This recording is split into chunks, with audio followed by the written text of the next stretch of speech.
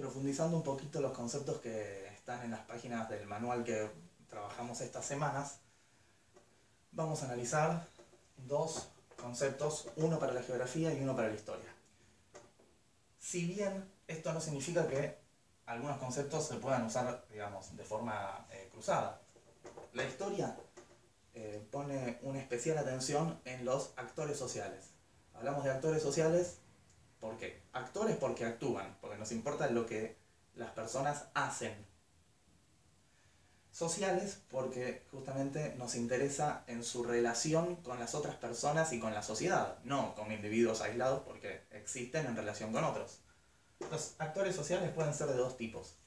Individuales, que es un individuo, una persona específica a la que yo puedo identificar con su nombre, su apellido y su historia, por ejemplo, no sé, Carlomagno, o Cristina Kirchner, o quien sea que a ustedes se les ocurra.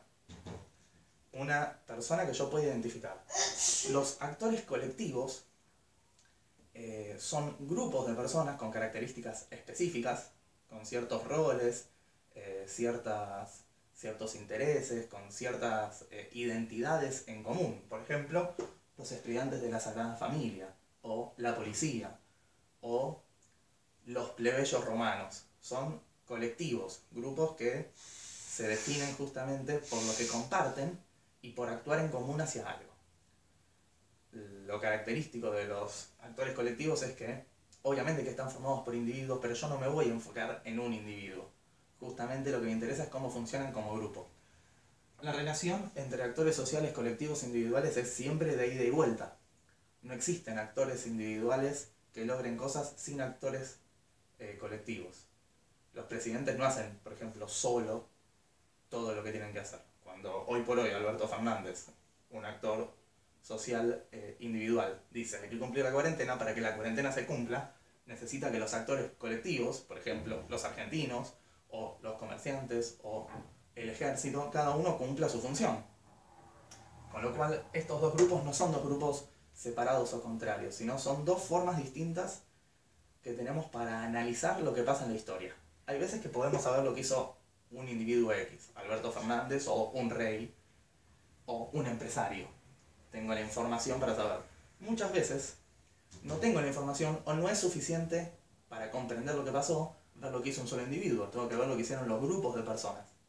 Si Alberto Fernández dice hay que hacer una cuarentena, pero la policía no hace que esa cuarentena se cumpla, entonces, bueno, ahí no va a funcionar, pero no por culpa necesariamente de Alberto Fernández, sino, por ejemplo, porque la policía no la cumplió o los estudiantes de la Sagrada Familia no la cumplieron.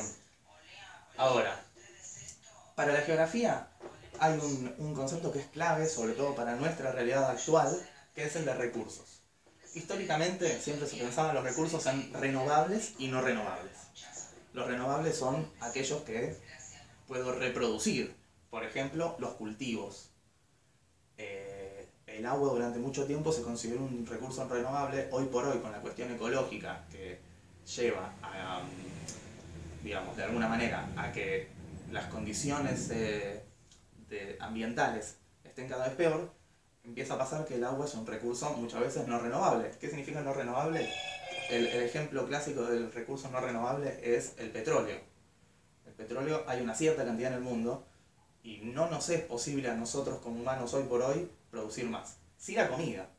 La comida se me acaba, pero el año que viene planto de vuelta y produzco más.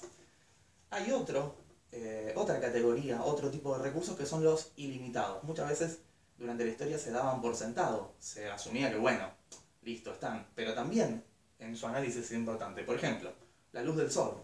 La luz del sol es ilimitada. No depende de nosotros que haya o no haya.